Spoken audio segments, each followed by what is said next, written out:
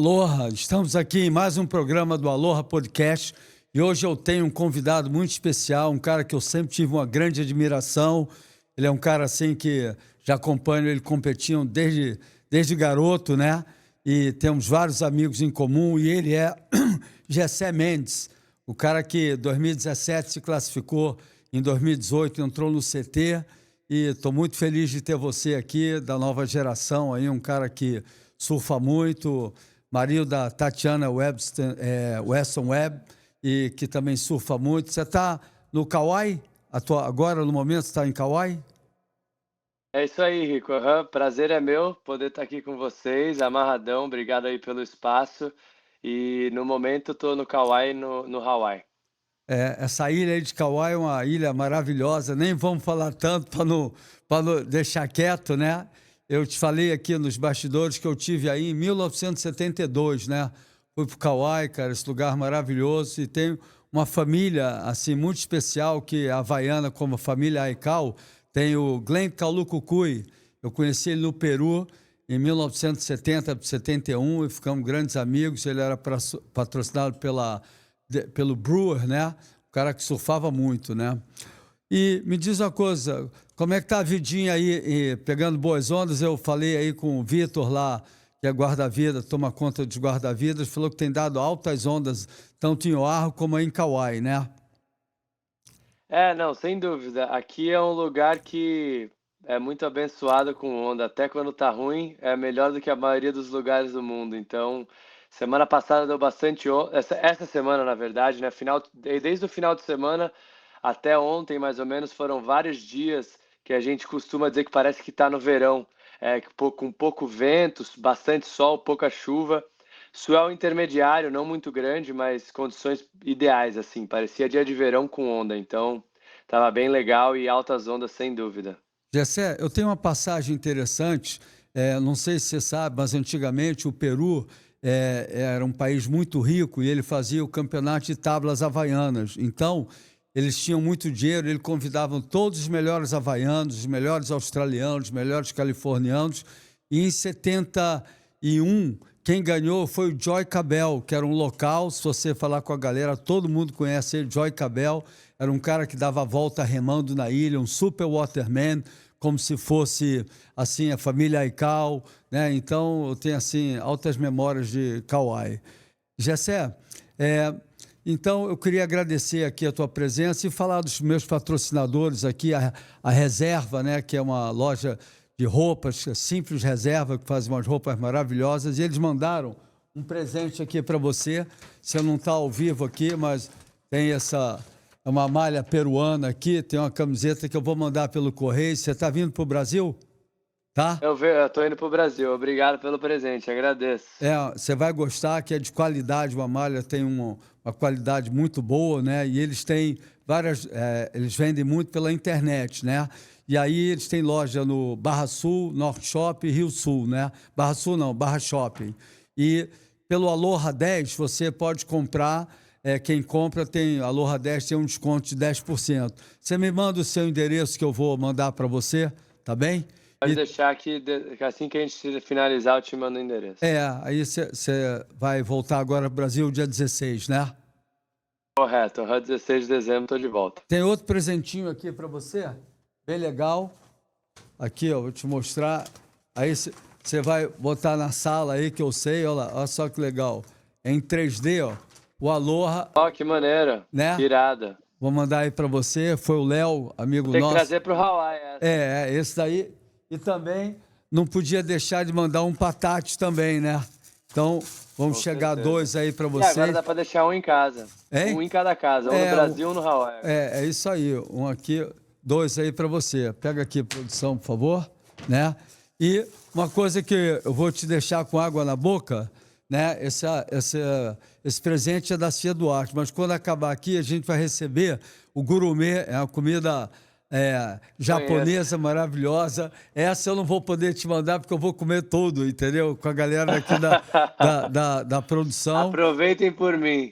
E queria agradecer a equipe aqui do estúdio. Aqui é um estúdio assim, é o melhor estúdio que tem no Rio de Janeiro, gravam quase 100 clientes aqui, por isso que foi até difícil marcar as datas. Obrigado aí pela sua compreensão e deu tudo certo. Vamos lá, o início. Gessé, quando você começou a surfar? Eu comecei a surfar com 4 anos, no Guarujá. Ah, é? Aham, sim. E mais Comecei em a surfar. Pitangueiras ou do Tombo? Eu acho que no Tombo, com certeza, cresci, fui criado por ali, mas eu surfava bastante na Praia dos Astúrias, né? Porque como eu era muito novo, na época, a Praia dos Astúrias é entre a Pitangueiras e o Tombo, para quem não conhece, e é Ah, um lugar um pouco mais protegido, uma onda um pouquinho mais fácil. Então eu surfava bastante ali quando eu estava no início, mas eu sou do Tombo, sem dúvida. ali é uma área que dá muitas ondas, né? Ali é uma área assim espetacular, né? Assim, dá muitas oportunidades, né? E eu já vi ali Pitangueiras ali bem grande mesmo, né? Como é que chama o Canto do Maluf ali, né? Canto do Ali, Maluf, aham.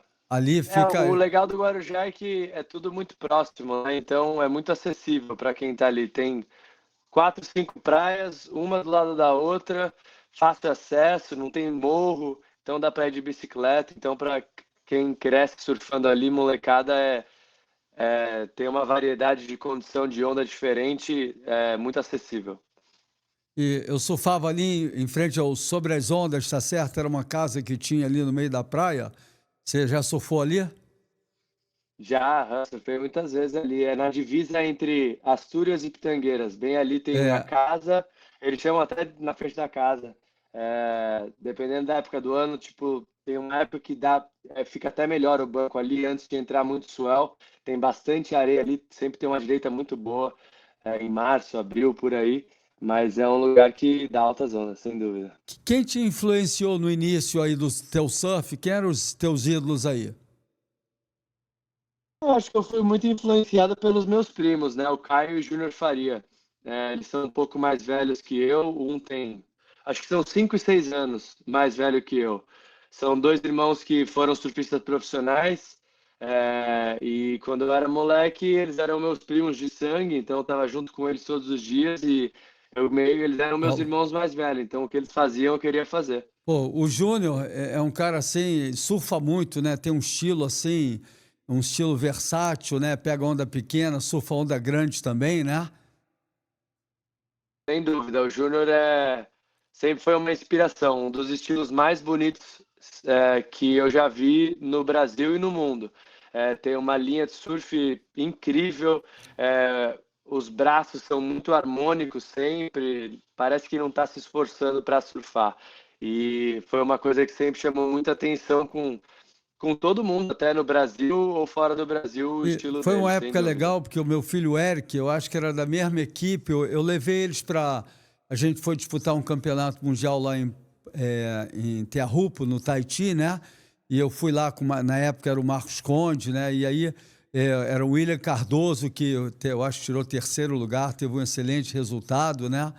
Muito legal. E eu levei a molecada para surfar em Chopo, né? Não estava grandão, não, mas estava assim, uns 6 pés de verdade, né? Mas não estava naquela ondulação que é casca grossa, era uma ondulação assim que mais de lado assim, não sei, não estava tão pesado, mas mesmo assim É, tinha uns buracos cascudos lá.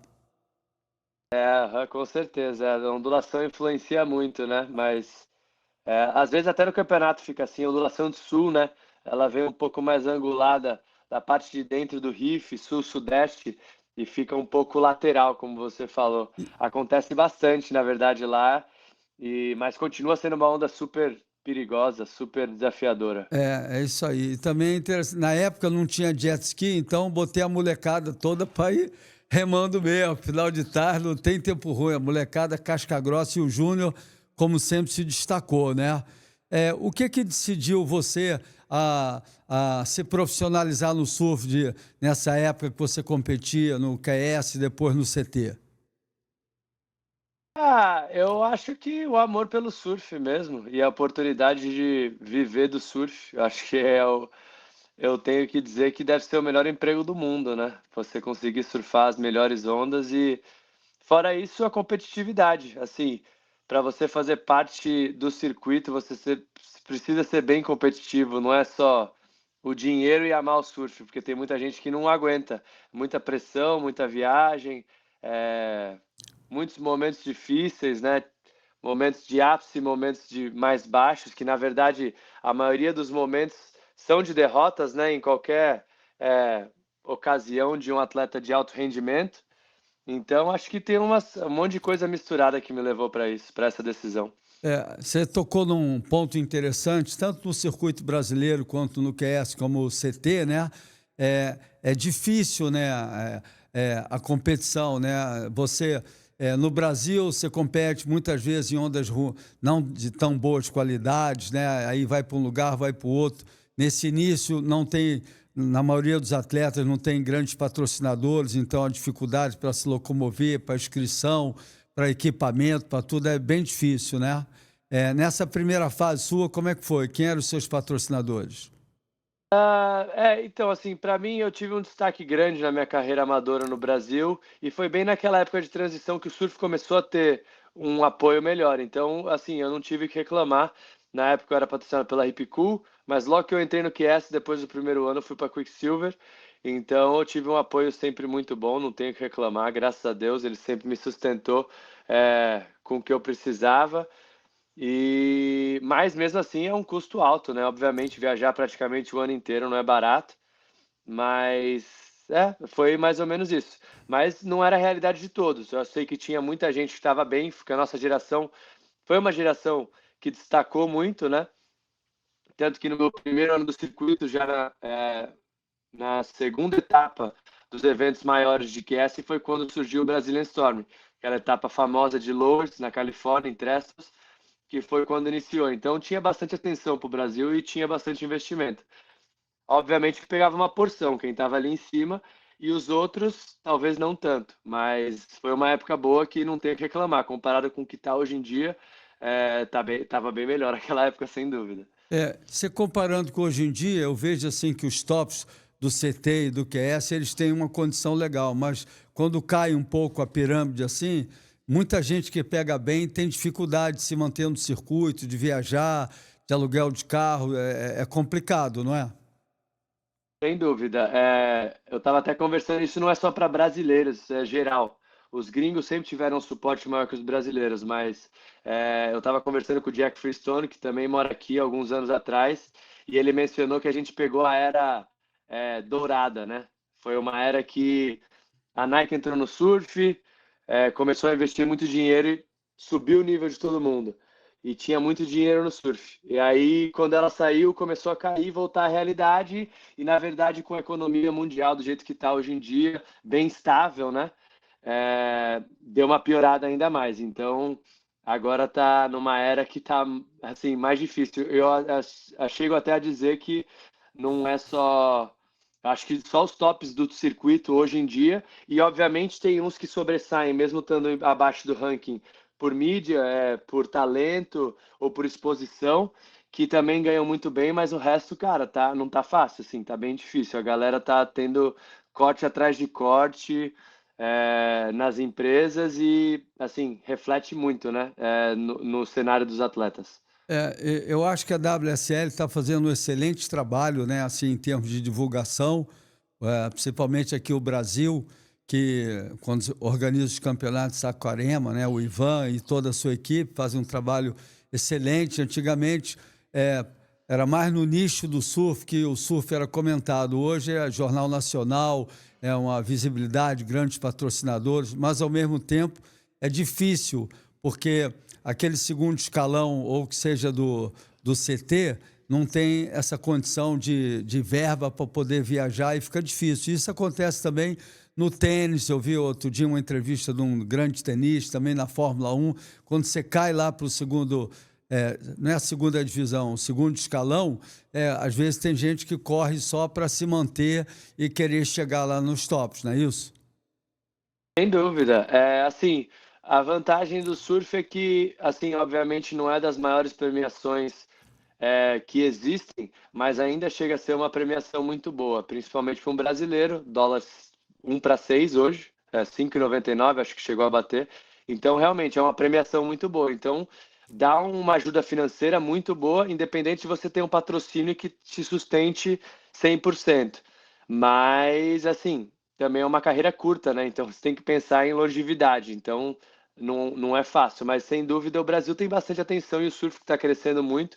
Muitas empresas de fora, que não dependem do surf estão apoiando, mas a atenção vai para o 0,01%, que é quem está no top do CT, e isso é meio que normal em qualquer esporte.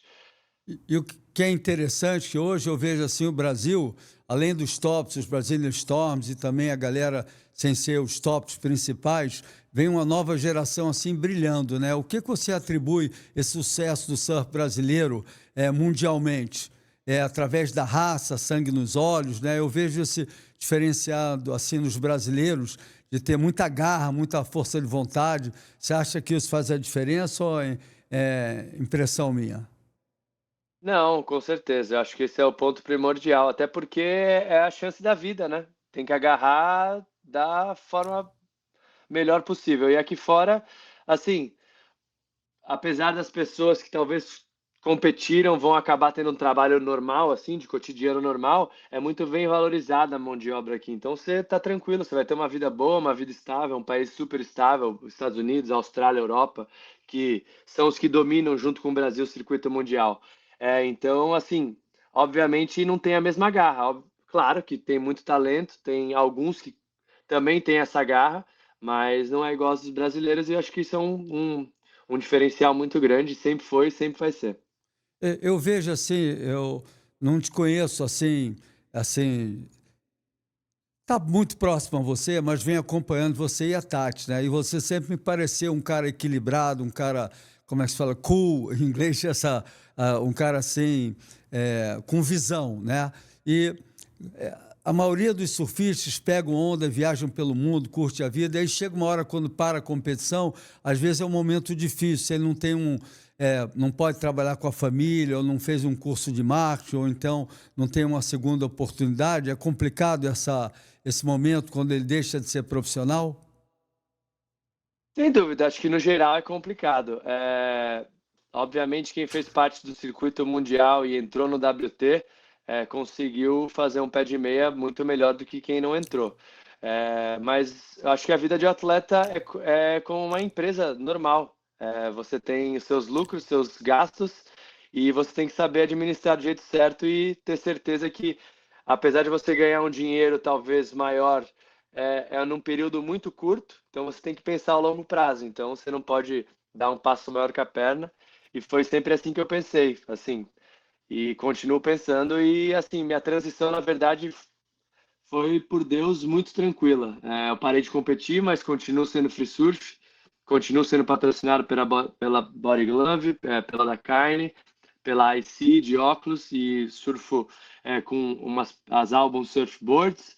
Então, ainda consigo viver esse sonho, consigo ganhar, ser remunerado para isso. E, paralelo com isso, eu faço trabalho de comunicação com a WSL, né, que eu faço as transmissões. Então, para mim, está sendo uma transição fácil, mas nem para todo mundo é.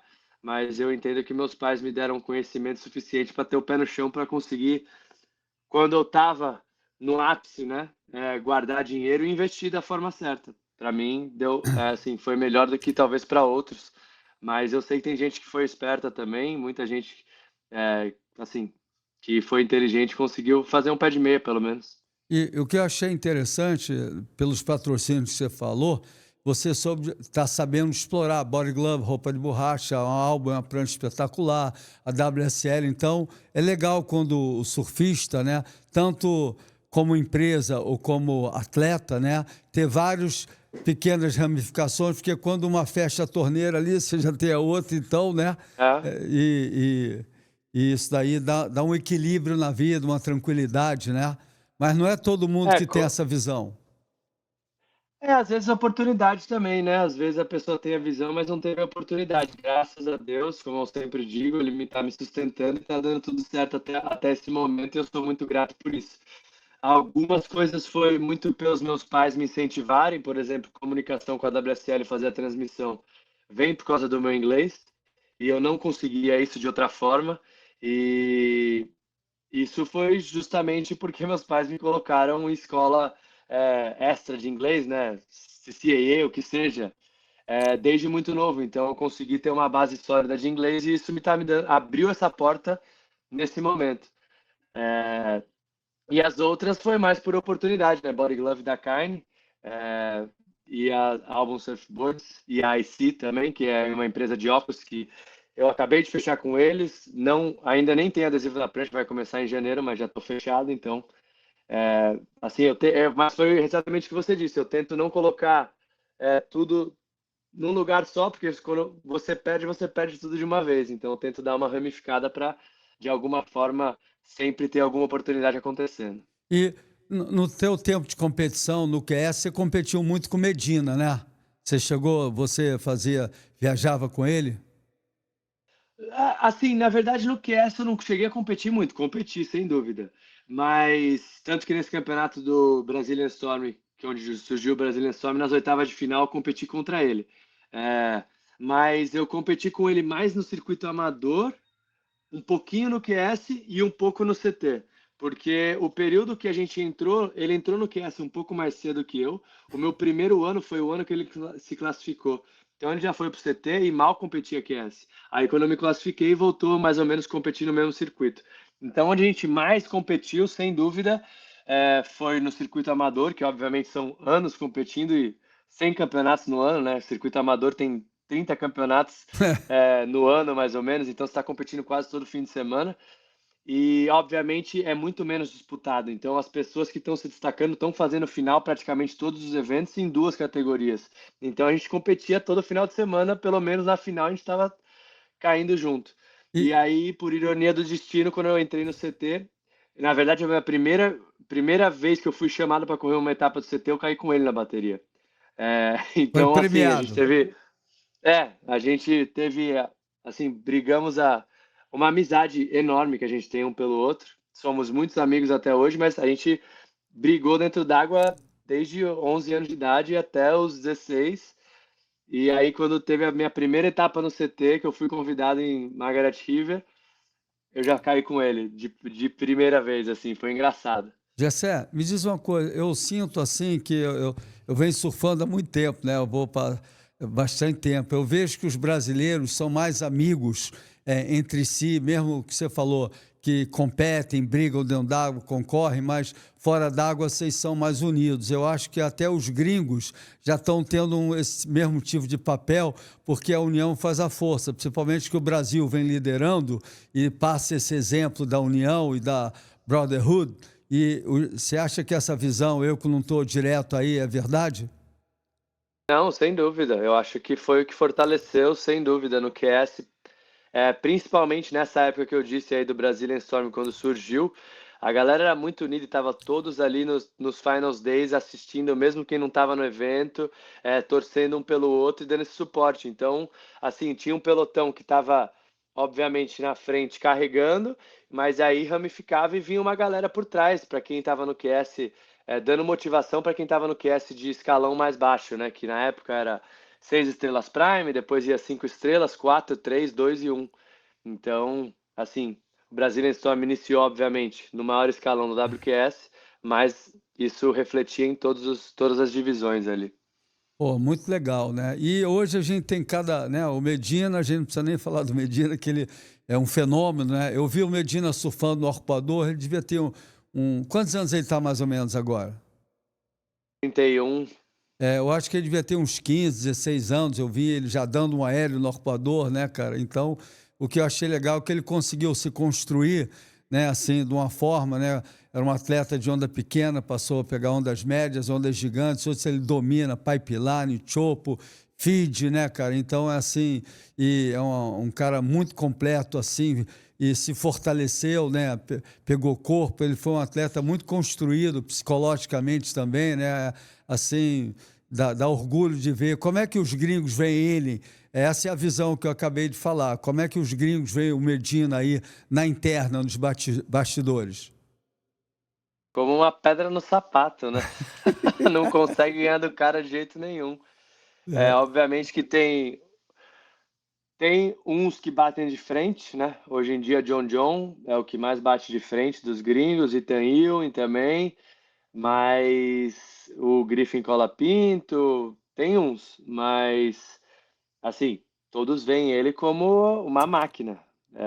Não tem dúvida. Acho que é o cara que as pessoas menos gostam de cair contra, deve ser ele. E hoje em dia também, assim, o Felipinho, obviamente, esse ano não competiu, mas nos últimos 2 anos o Felipinho estava com um nível absurdo. Então, esses eram os dois atletas que eu acredito que é, mais eram temidos no circuito mundial e que ninguém queria competir, que sabia que a chance e probabilidade de ganhar era muito pequena. O Felipe, outro dia entrevistei, você já entrou na Aloha Podcast, eu entrevistei o Ricardinho, Já. né? E Aham. que bom, né, cara? Eu venho tentando fazer esse trabalho assim, bem legal. Parece que é como o circuito mundial, parece que é fácil, mas não é fácil, é divertido, né? E poder entrevistar todo mundo, pessoas brilhantes como você, como o Ricardinho, Chumbo, Chumbinho, também pego vários atores, o Evandro Mesquita, o Humberto Martins, né? E até dar um toque na galera que está nos assistindo aí, você que vê o Aloha Podcast, que goste, então se inscreva no canal do YouTube, toque o sininho, dê essa força para a gente, porque quanto mais gente, né, porque é um conteúdo que, né, a gente entrevista galera dos anos 60, né, então vai ter conteúdo aí quase, pessoal que já surfa há 50 anos, né, então fica um É conteúdo verdade. muito original, e aqui só vem mesmo que é casca grossa, aqui não tem amizade, tem uma equipe que faz os convites, né? E os caras são muito chatos, ainda bem que não sou eu que fico de frente, entendeu? Também o pessoal gosta muito também do jiu-jitsu, né? Eu tenho feito com alguns lutadores aí, tem sido muito legal, né? Que Falando do maneiro. Felipe, né, cara? Tem uma onda dele, aquela de Jeffries Bay, que ele tirou 10, né? Porra, aquela onda ficou na memória, né? De, assim, aqueles aéreos que ele deu naquele J-Bay clássico, né? Você sabe qual é a onda que eu estou falando? Exatamente. Acho que não tem um surfista profissional nesse mundo que não conheça essa onda e, cara, essa onda ela bateu tanto, assim, explodiu o limite do que era supostamente possível numa onda, que até hoje não teve nada nem próximo. É. Assim, deve fazer quantos anos já essa onda?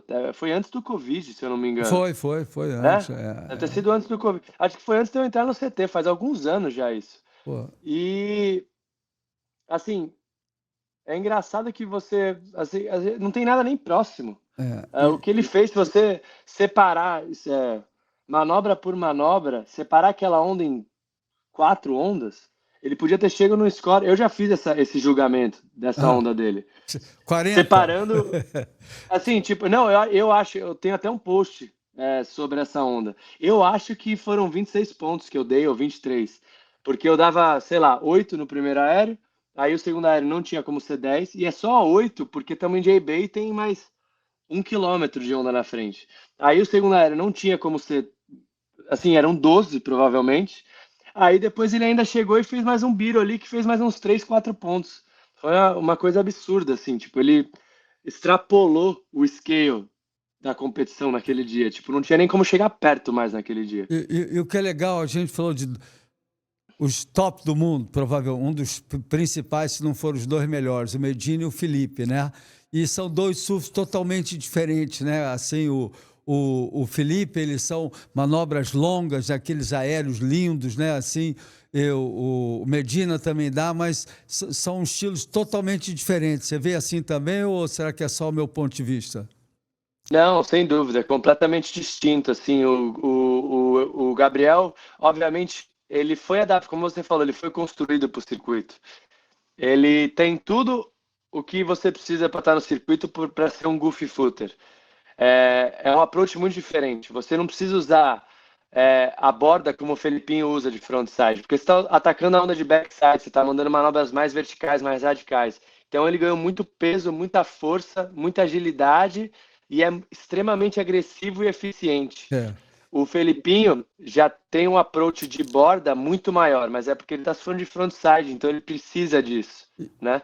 Então são approaches diferentes que foram, assim, é difícil. Se tivesse mais esquerda no circuito, o Gabriel ia ser obrigado a trabalhar outros pontos dele. Só que ele não precisa. Não tem esquerda, só tem esquerda de tubo. É. A única esquerda que a gente tem hoje de manobra é a piscina de onda, que tem a esquerda e a direita, e Fiji. São as únicas ondas, É, 2 ondas que a gente tem. E Fiji pode ser que tenha tubo também é, só. Então, e também se feed não ficar enorme, né? Que feed é, lá quando o bicho pega, o negócio fica complicado, né?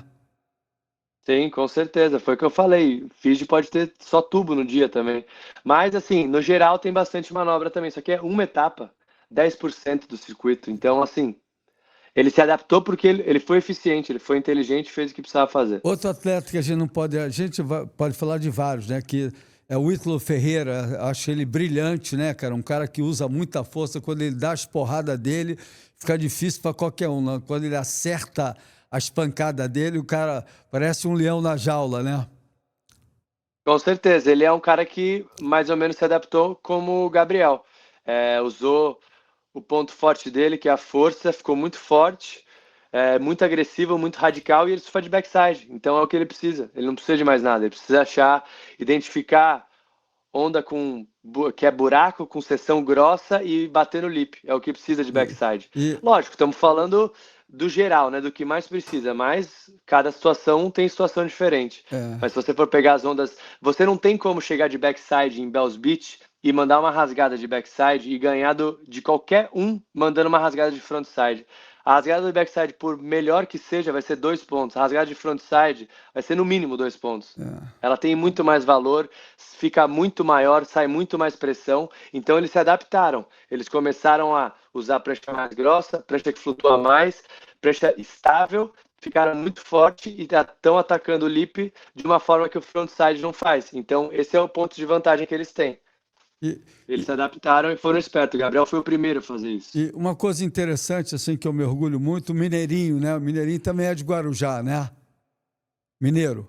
Aham, E sim. ele, quando foi para o Havaí, eu fui buscar ele no aeroporto. Ele era patrocinado pela Ring Luz e o meu filho Eric também. E é um cara brilhante, que já é outro tipo de surf que, no meu ponto de vista, me corrige se eu estou errado, que não tem nada a ver com Medina, nem com Felipe, nem com Ítalo, né? Ele tem aquele surf preciso, assim, ele vai lá, costura cirúrgico e ganhava dos caras de uma maneira assim, vai lá e resolve. Você vê assim? Como é que você vê? Sem dúvida. A gente está falando provavelmente de duas pessoas. Cara, te falar bem a real, talvez o Felipe Toledo é o surfista mais talentoso, assim, que eu já vi. Porque a quantidade de treino que ele coloca para ter o talento que ele tem, principalmente depois que ele se formou, assim, hoje em dia, é um absurdo. É puro talento que o cara faz. O cara sobe em cima da prancha, ele sabe fazer tudo. Talvez ele peca um pouco em tubos de onda grande, mas não foi o foco dele, porque ele é um excelente tube rider. É impressionante, tipo, quando as ondas estão talvez não tão buracos e tão grandes, a qualidade de técnica que ele tem de manobra, de tubo, é incrível. E o Adriano já é assim, o oposto, foi aquele trabalhador que chegou no circuito sem muita referência e conseguiu conquistar tudo que ele conquistou na base do esforço, da dedicação, do trabalho e da confiança que ele tem, do mental. São, é outra geração com outro talento. Não que o Adriano não seja talentoso, é impossível você ser campeão mundial sem ser talentoso.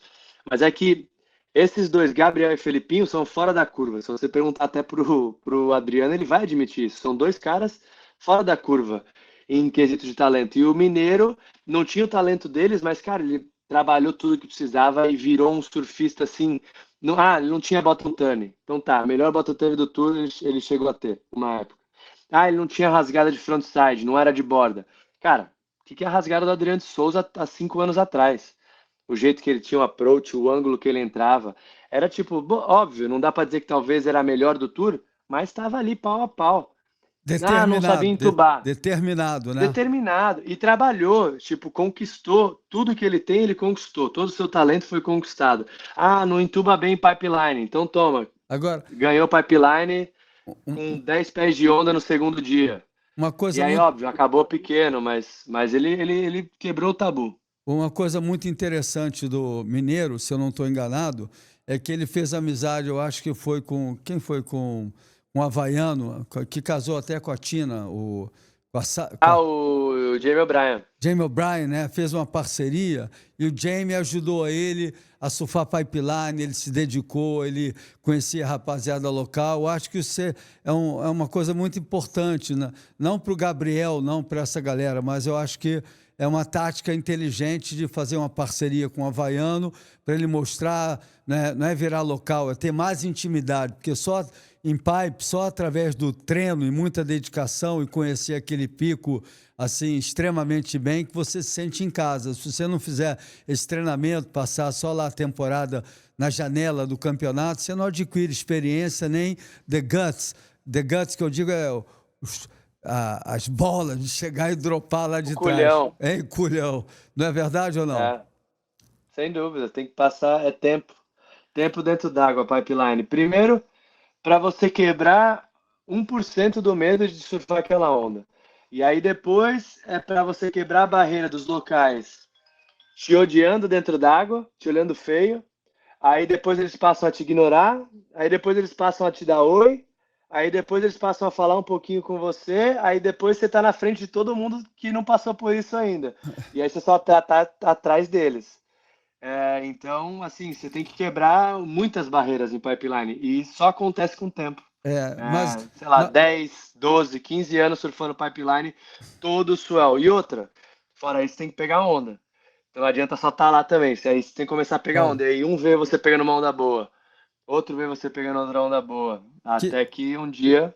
A reputação de tanto você surfar bem, você vai conquistando o seu espaço e o seu lugar, né? Enquanto que você não mostrar que você é bom, você entuba, que vem lá de Banzai, você não conquista o seu respeito, é verdade? Sem dúvida nenhuma. E antigamente, na minha geração, Sunset era a onda que todo mundo desejava, né? Todo mundo surfava lá, né? Hoje, Pipe, que é o lugar, né? Você gosta de Sunset? Gosto, faz uns anos que eu não surfo lá, não vou mentir. Eu acho que eu coloquei tanto tempo naquela onda que eu dei uma enjoada, porque eu corri a minha carreira inteira surfando aquela onda e, por sinal, era a onda que eu fui mais constante, que eu tive meus melhores, não os melhores resultados, mas foi a onda que eu mais tive resultado bom foi em Sunset. Então, era uma onda que eu, assim, chegava no final do ano, eu sabia que eu podia contar com ela quase, E, sabe? Obviamente não foi todas as vezes que deu certo, mas eu tinha uma confiança e tinha um conhecimento muito grande naquela onda. e, Então, eu acho que eu dei uma enjoada e tô por um. Mas eu já mandei fazer uma prancha esse ano pra Sunset, então eu vou voltar a meu relacionamento com ela. Sunset é uma onda difícil, tanto que o nosso tem uma puta admiração pelo Kelly e ali ele nunca ganhou uma competição. É um lugar que você pode tirar um 10 e depois ficar esperando a onda e não vir nenhuma onda, né? Ou ser varrido, vem uma série grande, você vai parar lá no inside, demora mais 10 minutos para voltar. Ali, eu acho que o motivo de eu talvez me dar tão bem naquela onda, que a briga era sempre contra você mesmo e o mar. Então, eu acho que tirava um pouco a minha pressão de pensar no meu oponente e eu focava em Sunset. O que eu preciso fazer aqui para me dar bem? E como era tanto espaço, tem tanto espaço, cada um escolhe uma onda, cada um gosta de um tipo de onda. Eu acho que tirava um pouco da pressão e eu acho que eu ia melhor por causa disso. Pô, maneiro. Além de Sunset, quais são as ondas, assim, eu vou a Havaí há muito tempo, né? E eu gosto, Sunset é a minha onda preferida, né? Já surfei pipe pequeno, grande, médio, mas aquele crowd é complicado, é uma onda difícil, perigosa. Gosto muito de Laniakea e Haleiwa, né? Quais são as suas ondas favoritas lá? Cara, se eu tiver que colocar uma onda favorita, sem dúvida Pipeline e Backdoor. Mas acho que na sequência já vem Haleiwa. Haleiwa é a próxima. E é uma onda que eu tenho colocado bastante tempo nesses últimos anos, porque, como você falou, eu não tenho mais aquele. Já peguei muita onda boa lá, tipo, tô feliz com as ondas que eu peguei, quero pegar mais, mas é muito crowd, é muito chato, muita gente, hoje em dia mais ainda, porque a molecada tá caindo muito agora com capacete, todo mundo acha que é super hero, então tem muita gente que não tem que estar na água ali, que tá ali, que não tem nível para estar e tá por causa dos capacetes, e também a veste inflável dá muita confiança pra galera, então tá mais crowd do que já era, e quando tá bom em pipeline de verdade, Haleiwa tá bom e tem bem menos gente. Então tenho colocado bastante tempo lá. Então essas duas ondas são as minhas preferidas. Mas tem tanta onda boa, né, no North Shore que cada dia você vai surfar uma. Haleiwa, o que eu acho legal é que você olha assim lá de fora, às vezes para de vir a outra, fala, pô, tá limpeza, né? Pô, Meio metro. pô, não, não, mesmo grande, né? Você olha assim, fala, para de dar série, fala, pô, chega lá aquela corrente danada, vem aquela série de West assim, maltrata, né? Quando tomam aquele seriado, né? Jocos, você gosta? Jocos? Gosto bastante, mas surfo pouco. Surfo pouco de óculos, devia surfar mais. Tenho surfado mais esses últimos anos também, mas, cara, minha atenção foi 100% Pipeline, Sunset e Haleiwa a vida inteira, né? Não tem jeito. Começava desde moleque, porque eram as ondas que estavam na Triple Crown.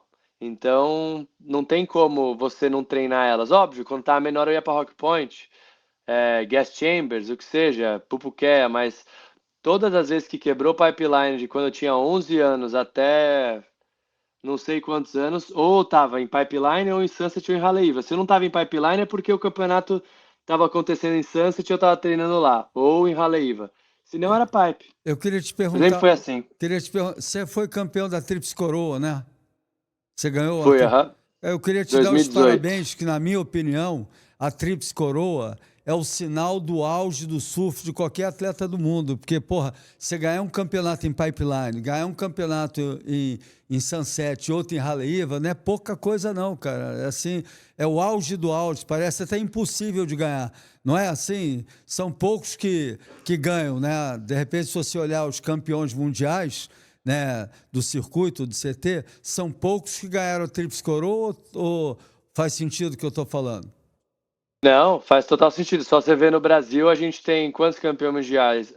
Campeão mundial Adriano, Ítalo, Gabriel e Felipinho, 4. Desses 4, só um ganhou, que foi o Gabriel. Então, realmente, é um título muito difícil de acontecer e é um título que hoje perdeu um pouco, assim, o tamanho porque não existe mais, né? E é- Acabou a Triple Crown. 2019 foi a última vez que teve a Triple Crown como competição. Depois ela entrou como vídeo durante 2 anos, que já perdeu muito o prestígio e agora nem existe mais, nem existe mais. Então é um título que dentro do surf é muito almejado e poucas pessoas têm, sem dúvida. E no Hawaii, principalmente, é um título que todo mundo, assim, fica chocado. e são ondas totalmente diferentes, né? O cara que surfa pipeline, surfa bem pipeline, possivelmente não vai surfar bem sunset, né? E Haleiwa é uma onda totalmente diferente, né? E Sem dúvida, sem dúvida. você sabe por que Jocos, você sabe por que esse nome? Não, não Não? faço ideia. Então, eu vou te falar Não. que é da minha geração. Os três melhores surfistas para mim no pipeline no início eram Lopes, Rory Russell, Jack Dunn e o Jack Sutherland. Já ouviu falar nele?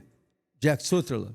O Jack Sutherland, não. Ele Já era ouvi falar nos outros. capa da Surfer. E o Jack Sutherland mora em frente a Jocos. Então, o nome Ah, dele Jocos, é o nome, é o pico dele, entendeu? é o pico dele, entendi, em frente à casa dele.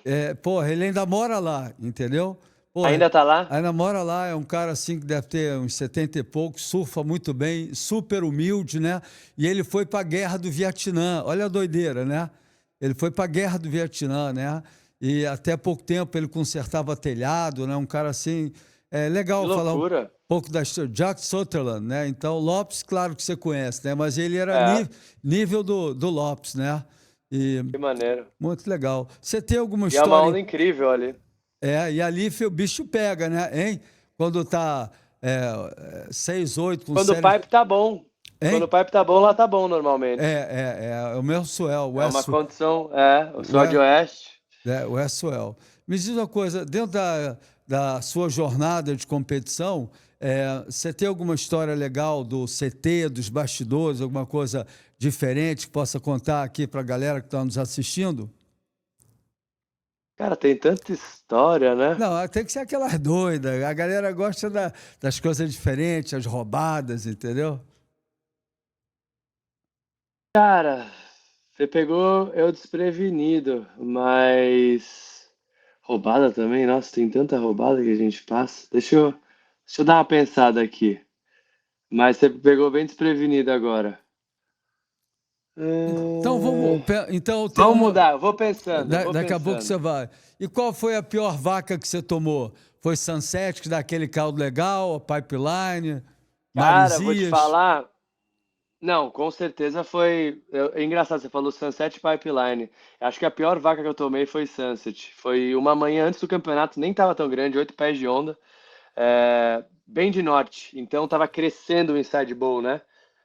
Ficando aquela seção de tubo, que a onda começa um pouco menor e tem aquela parede que estende naquele inside bowl, que é onde é a parte mais rasa de Sunset, continua sendo fundo, mas é a parte mais rasa, e ela faz aquele buraco balançado, tudo torto.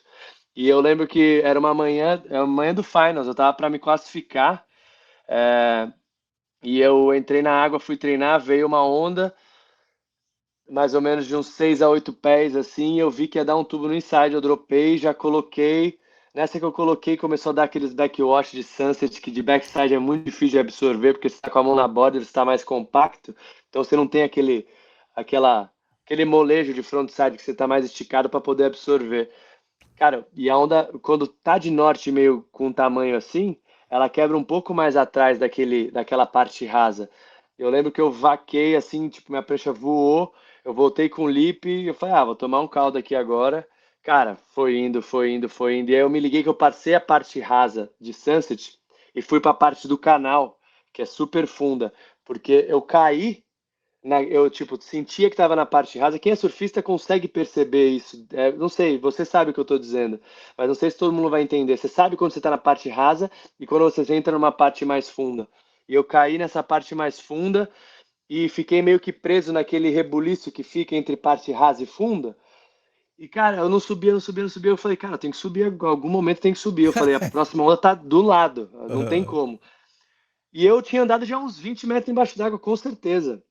Aí, cara, comecei a, assim, comecei a ficar desesperado, subir, subir, subir, quando eu subi, assim, já muito sem ar, tipo, talvez eu não dramatizei o tanto que eu deveria, mas quando eu subi, já tava jet ski em cima de mim do campeonato, e o Jadson tava remando pra cima de mim, porque eles falaram que, cara, eu fiquei muito tempo embaixo d'água, minha prancha tava assim, e eu tava na parte funda e já não tinha mais onda, tipo, a onda já tinha passado e tava só minha prancha e eu. Então eles estavam achando que eu tava, tipo, já inconsciente, por isso que eu não tava subindo. Mas eu fiquei preso naquele vortex que fica ali de parte rasa e funda e eu não conseguia subir de jeito nenhum. A onda tinha passado. Quando eu levantei, a onda seguinte estava aqui, ó, na minha cabeça já. Só que era só já a espuminha, porque já tinha. Você sabe o que acontece em Sunset, né?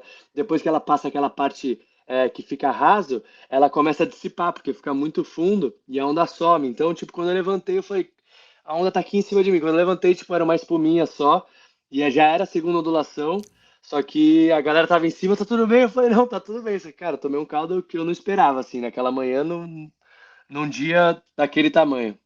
e o que é interessante, você falou de parte rasa e parte funda. A parte rasa, ela te move com mais violência como pipeline, né? A parte funda, ela vai te rodando, rodando e não te solta, né? Então, Não te é, solta. eu tenho um dizer, eu surfo a Sunset desde 72, então faz 52 anos. Todo ano, quando eu volto, parece que eu nunca surfei Sunset, parece que eu estou aprendendo tudo, né? E, Com né, certeza. né? E tem dias que você olha Sunset maravilhoso, 6, 8 pés, com séries maiores, fala, pô, hoje eu vou arrebentar, tô com a... Aí chega, se arrasa, né? Toma na cabeça, quebra a prancha, ela te achata, né? Tem outros dias que tá grande, assim, pô, hoje eu tô griladão, aí tu pega uma boa, pega Tá tudo outra, certo. pô, dá tudo certo, né, cara? O surf tem muito disso, né? Com certeza, a sintonia do dia faz total diferença. É, E principalmente em Sunset, que é uma onda super imprevisível e é muito fácil dar tudo errado. É.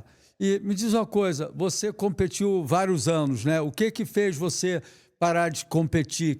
Qual foi a decisão que você resolveu parar de competir no circuito mundial? Foi porque é exaustivo, é cansativo, aquela coisa não interessa tanto assim, às vezes você chega numa maturidade, uma época que está mais maduro, não é tão legal. Qual foi a razão que você parou? Acho que não teve uma razão assim. Talvez teve uma razão primordial, mas não foi só uma razão que fez eu parar.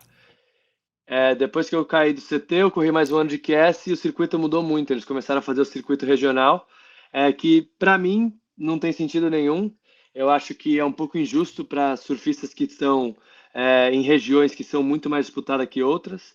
E você volta a competir campeonato de 1.000. Tipo, pô, você já passou dessa fase. Você quebrou essa barreira já há 10 anos atrás. Você não tem que voltar a competir isso. Quem tem que voltar é quem tem que chegar lá em cima do ranking. Então todo ano zera e todo mundo é obrigado a competir no regional, esses campeonatos muito pequenos que dão pouco dinheiro. E para mim não fazia sentido. E fora isso, eu vi a oportunidade de, assim, talvez prolongar um pouco a minha carreira a mais sendo free surf. Eu sempre amei viajar e pegar onda boa. E o meu patrocinador estava feliz comigo fazendo isso. E eu sabia que eu estava dando mais retorno para ele fazendo isso do que estando no QS. Se eu me classificasse, com certeza seria melhor. Obviamente é o auge do surf. Mas estando no WQS ali, realmente você não dá um retorno muito grande ao seu patrocinador. E minha ideia era estender a minha carreira no surf o máximo que eu pudesse. E foi isso que aconteceu. Eu tinha essa oportunidade, eu vi que era mais inteligente de eu fazer isso e, graças a Deus, até agora tá dando certo. Já fazem 4 anos que eu saí do circuito, indo pro 5º ano. Então, tô feliz do jeito que tá. Você acompanha a Tati em todo o circuito? Você vai com ela o todo o circuito ou não? Eu vou, cara, não sei se eu vou para todas, mas eu vou 90% sem dúvida. E você treina ela, assim, não como treinador, mas se você tivesse um irmão, você treinaria, você dá o toque, né, a tua experiência. No mínimo, você bate um bom papo com ela, né? Eu acho que mais nisso, assim, mas tem tanta gente boa, né, dando estrutura para ela que eu tento falar o mínimo possível, para não misturar as coisas. Mas óbvio, pô, como você falou, você tá surfando com seu amigo, você viu uma manobra boa, você vai falar. Você É, viu um vacilo, você vai falar. Você tá mal posicionado, você vai falar. Mas assim, não chega a ser um coaching, eu sei. mas uma parceria, vamos dizer, né? É. Que nem E, seria e, com um amigo. às vezes discute qual é o tamanho de prancha, né? Às vezes você está em chopo, pipeline ou sunset, vai cair com uma prancha maior, uma prancha menor, o que, que você acha? Qual que está funcionando? É mais dar um fortalecer as ideias Sim, dela. com certeza. Com certeza. Até porque o homem tem muito mais experiência nesse tipo de onda do que a mulher, porque a mulher não teve essas ondas no circuito por muitos anos, né? Pipeline, por exemplo. Pipeline começou no circuito faz 4 anos para as mulheres. E eu venho surfando pipeline desde que eu tenho 11. Então, minha experiência dentro da água, sabendo o, o- quem eu tenho que respeitar, que eu acho que é o mais importante lá, onde eu posso me posicionar, para que tipo de onda eu tenho que pegar, é muito maior do que o conhecimento que ela tem. Então, acho que ajuda bastante em ondas assim mais desafiadoras, porque elas têm menos experiência que os homens, pelo fato de ter se exposto menos. A única diferença é essa. As mulheres estão surfando muito, né? Eu vejo assim, o surf masculino mundial já evoluiu tanto. E claro que vai continuar evoluindo, que nada é estático, tudo tem que estar continuando evoluindo e os atletas vão continuar evoluindo. Mas eu acho que o surf feminino tem evoluído mais, mais mulheres estão evoluindo dentro do circuito mundial, tem mais mulheres boas, né? Outro dia eu vi uma batida, um roller cuss, de uma menina em Sunset, de uma australiana, cara, foi uma paulada, você deve Eu ia ter... falar isso agora. Puta, aquela dali, eu nunca dei uma batida daquela, entendeu? Pô, e vi poucos caras darem. Qual foi a australiana? Molly Picklin. Ah, foi a Eu Molly? ia falar justamente isso, assim, se você voltar esse ano no circuito, esse ano acho que não teve uma onda, como você está dizendo, está sempre evoluindo. Os atletas estão evoluindo, estão surfando mais, mas a crescente é muito menor. Se você olhar esse ano passado, eu não lembro de nenhum tubo, nenhuma rasgada e nenhum aéreo que possivelmente foram os melhores aéreos tubo rasgada já feito com uma lycra. Agora, se você for ver no feminino, tem essa batida da Molly, que foi a melhor batida disparado que já mandaram. Tem o tubo dela de pipeline, que foi o melhor tubo que já pegaram na história em pipeline, no feminino de backside. Ninguém nunca pegou um tubo Aham. desse. Tem o tubo da Tati em chopo, que foi o melhor tubo, na minha opinião, da história do surf feminino numa lycra, com uma lycra vestida. Então já são 3 ondas inéditas. Então você vê o quanto que está evoluindo o surf feminino. Ele tem uma crescente maior. Não está no nível do masculino, não. mas a Tá evolução está sendo próximo. maior. Tá? E- Assim, próximo, não sei dizer, mas assim, elas estão evoluindo muito mais, exatamente o que você disse, do que o surf masculino tá, porque já vem numa evolução de muitos anos, muito rápida. e Então, mais assim, a crescente mulheres é um pouco menor. e mais mulheres estão evoluindo, entendeu o que estou te falando assim? É o número Com maior. O certeza. nível está subindo como um todo. Eu julguei, eu não sei se você viu, teve a competição, teve duas, a competição de chopo, a WSL me convidou para fazer a narração, né? E nas baterias dos brasileiros eu estava dando sorte, né? Danada. Eu não me lembro quem era na bateria, mas o brasileiro estava perdendo. Ó, vai virar, né? Vai virar, né? E aí foi muito legal, cara. E não é muito fácil ser comentarista, né? Você tem que saber comentar, né? Eu tinha duas pessoas muito boas do meu lado, que eles faziam o primeiro comentário, eu era o terceiro, então eu não podia ser muito repetitivo do que o cara fala uma coisa, o outro fala uma coisa, é ruim, né? Então Aham. eu falava um pouco da minha experiência, que eu fui em chopo, de pipelines, entendeu? Né? Então é legal que sempre tem uma história, um amigo, né? Dava mais uma diversificada no todo para não, né? Mas eu me lembro que a onda da Tati, cara, pô, vou te falar, eu nunca, aquela que ela perdeu com 10 assim, foi Aham. uma coisa assim histórica, né, cara? E vou te Foi falar que histórico. não é para te agradar nem agradar, mas os drops que ela deu, pô, ela deu uns drops lá que vou te falar, meu irmão, assim, admirável até para um homem, né, cara? Assim, atrás do pico, quase embicando, né? Assim, muito legal. Eu acho que 2025 ela vai voltar com força total, né? Com certeza, eu acho que o surf, principalmente nessas ondas, né? Ondas de consequência, foi onde elas tiveram a maior evolução, porque elas já vinham evoluindo muito no surf de manobra, só que em ondas Pesado. pesadas de tubo, como pipeline e chopo, era uma incógnita ainda. E essa geração sendo guiada pela Tati, Carissa, que já tinham um desempenho melhor em ondas pesadas de tubo, junto com o talento dessa nova geração, Caitlin Simmers, Molly, Caroline Marks e Betty Lou, assim, elas realmente evoluíram muito, muito bem mesmo nessas condições. Realmente. E o surf aqui no Rio de Janeiro, na Praia da Macumba, tem praticamente mais mulher do que homem. Hoje em dia, assim, teenagers, assim, as garotas assim, de 13, 15 anos. Molecada, né? Tem muita mulher, cara, muita mulher, né, É, cara? Então, tem dias que é pequeno, hoje estava um dia de sol bonito, assim, o número de mulheres às vezes é maior do que até o de homem, né? Então, muito sem legal ver. dúvida, no Guarujá também. E eu acho que vem uma nova geração de mulheres aqui no Brasil forte, entendeu? Assim, fazendo o surf feminino bem mais forte, né? Sim, com certeza. É, quem é o cara que você mais admira no circuito mundial atualmente dos brasileiros e dos gringos? Cara, em que sentido? De surf?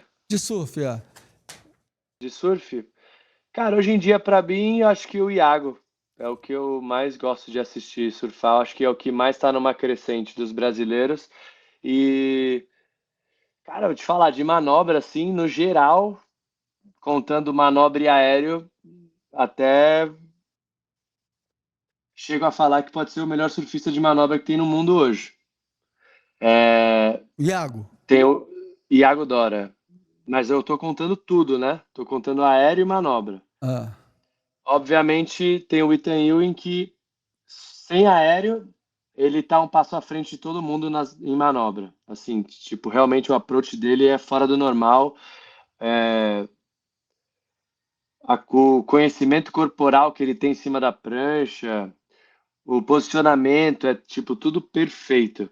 Mas falta progressividade no surf dele. Tipo, se você tivesse que dar nota, manobra, ele tá perto do 10, progressivo 2. O Iago tá 8 e 9, vamos dizer.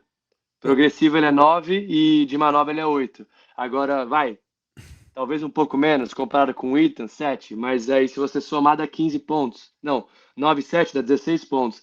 Agora, se você soma o Ethan, que ele tá 9 de manobra, e ele tá 2 de progressividade, dá 11 pontos. Então é uma diferença grande. Por isso que eu acho que o Iago realmente, é. hoje em dia, é um cara que tá fora da curva. E- E eu não contei o Felipinho porque ele não estava no circuito esse ano, então Mas eu acho que ele vai vir com força total ano que vem, né? Hein? não tenho dúvida, não Pô, tenho dúvida. muito bom, né?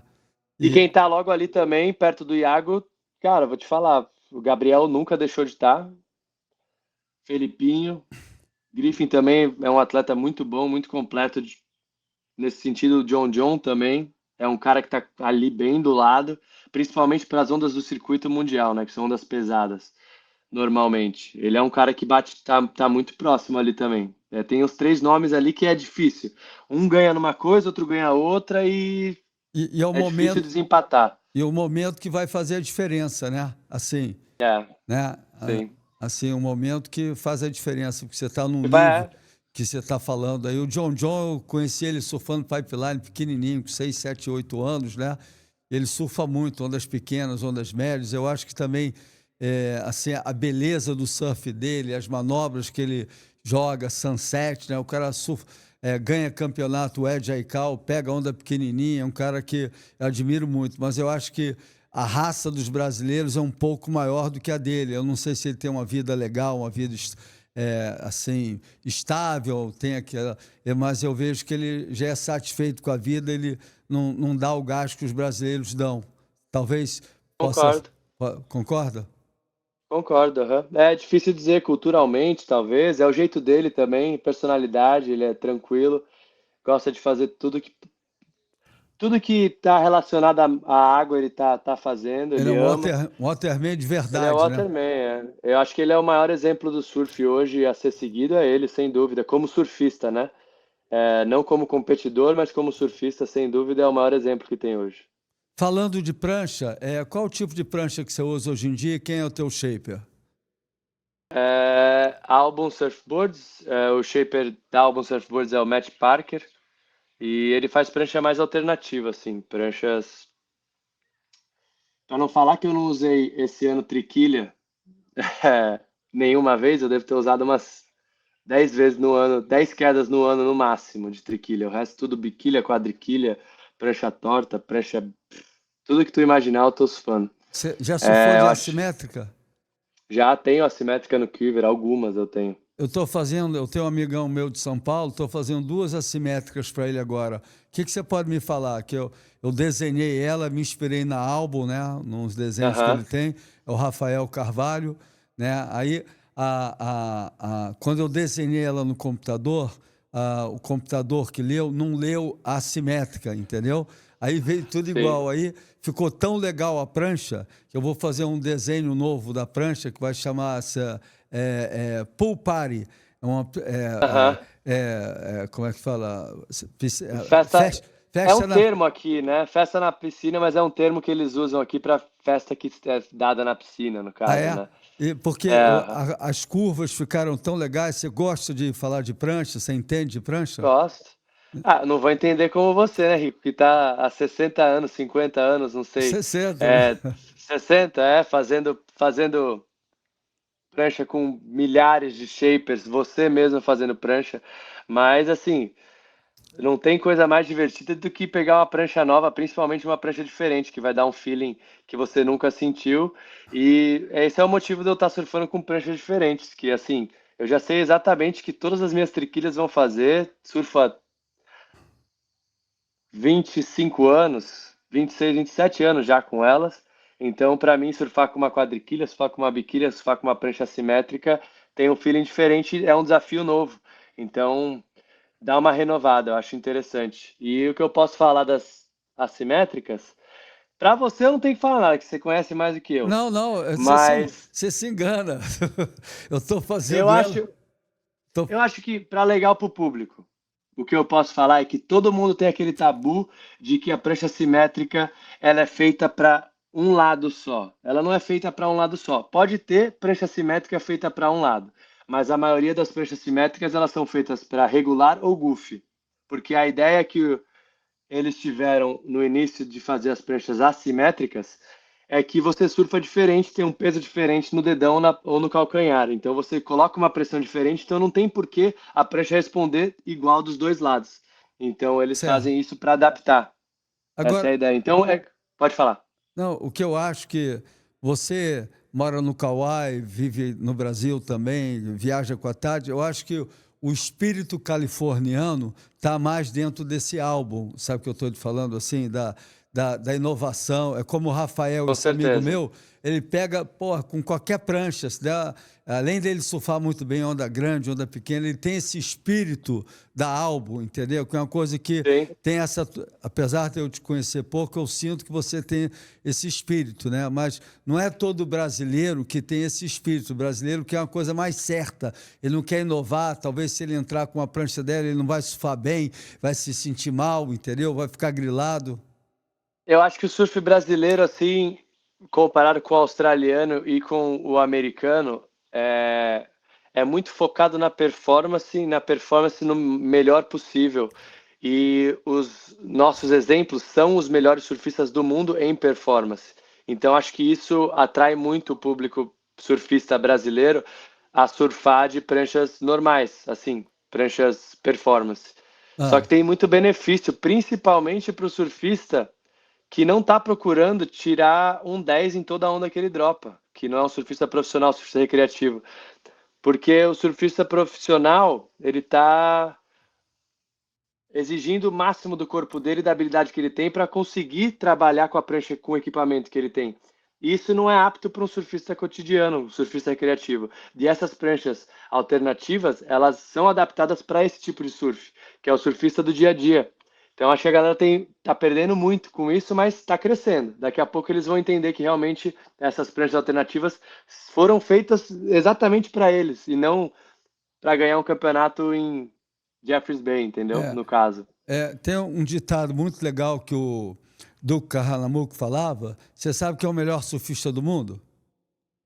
Que, que mais se diverte. Pô, mas não é verdade, né, cara? É, Entendeu? total. Né? E quanto mais 100%. você vai ficando mais maduro, né? No meu caso, né? Eu já pego onda há muito tempo, eu não tenho mais a preocupação. Claro que eu quero pegar bem, quem não quer pegar bem, É, né? Mas lógico.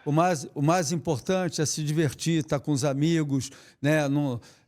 Como é que se fala assim? Estar bem preparado fisicamente, entendeu? Assim, estar feliz, né? O conjunto tá legal, né? Do que ter aquela performance fantástica, entendeu? Porque primeiro que não vai vir e segundo que o importante é você estar feliz, né? Com certeza. Eu acho que essa é a ideia do surf. Acho que todo mundo tem que voltar para o primeiro dia que eles ficaram em pé numa prancha. Quão divertido foi e tentar trazer isso para essa vida, porque a performance realmente tem um limite e para o surfista de cotidiano que trabalha com recreativo, surfista recreativo, a ideia dele não tem que ser só evoluir. Acho que tem que ter uma parte de evolução, mas a diversão tem que estar disparada em primeiro lugar. Eu queria aproveitar e agradecer o Tuba, Tuba, né? Que é um super shaper, né?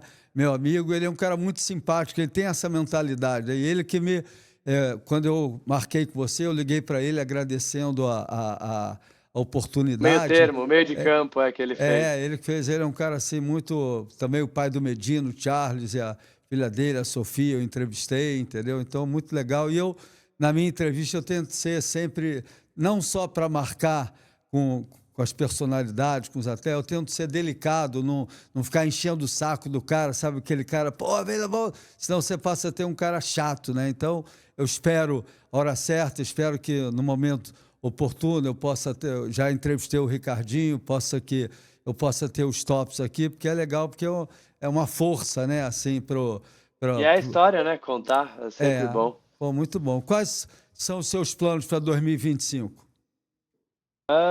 Surfar muito, viajar, tentar explorar ondas geladas, que tem menos crowd, que é o que eu faço ultimamente.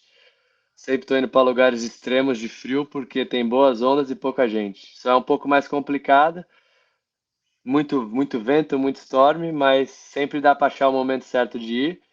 E fora isso, trabalhar com a WSL fazendo as transmissões como analista. E é isso. Viajar o ano inteiro, se der certo, se Deus quiser. Legal, então queria deixar um abraço muito grande aí para você, agradecer o seu tempo aí que você passou para a gente aí, estou muito feliz. E te perguntar a pergunta final, o que é o espírito Aloha para você? Eu faço para todo convidado, o que é o espírito Aloha? Espírito Aloha, eu acho que tem muitos havaianos que têm esse espírito e muitos que pecam nesse espírito. Mas aquele havaianão mesmo, verdadeiro, que é local, é, eu acho que é ser hospitaleiro, ser uma boa pessoa que trata todo mundo bem, dependendo de onde ela da condição que ela tem, do nível de surf.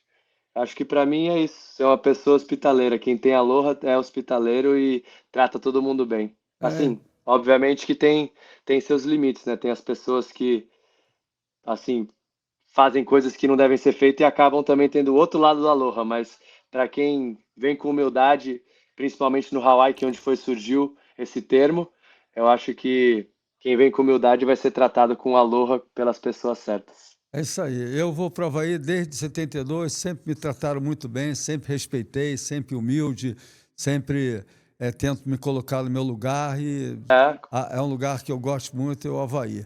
Eu vou te deixar com água na boca, ó, traz aqui para mostrar aqui pro cara. Mas o dia que você vier para o Rio, me liga que a gente, além de mandar a camiseta da Simples Reserva para você, olha só, aqui, ó. Olha só caramba, aqui, hein? vou dividir com a galera aqui da Eu GR, já né? sabia que isso acontecia. Eu já Hein? sabia que isso acontecia. Eu Boa, só, eu só fiquei com água na boca mesmo agora. pô, muito bom. Então, manda o teu endereço para mandar para. Isso daqui vai ficar por aqui, você não vai receber, não. Mas o Alohinha, dá um beijão na Tati aí de coração, cara. Admiro você como pessoa. Porque às vezes tem admiração pelo atleta, né? Pelo surf, mas você eu tenho pelo surf também da maneira. Um cara sempre passou assim a palavra em português cool, em inglês você vai entender, mas assim Sim. um cara tranquilo, né? Você e a Tati, eu admiro muito, que eu gosto de ver todo mundo bem. Assim, esse é o meu dilema. Muito obrigado a vocês todos. Aloha e se divirto aí com essa nossa entrevista. Muito obrigado. Tudo de bom. Muito obrigado a todo mundo aí. Valeu pela oportunidade. A gente se vê em breve, Rico. Vou dividir com a galera aqui da AGR Studio esse gourmet espetacular. Aloha!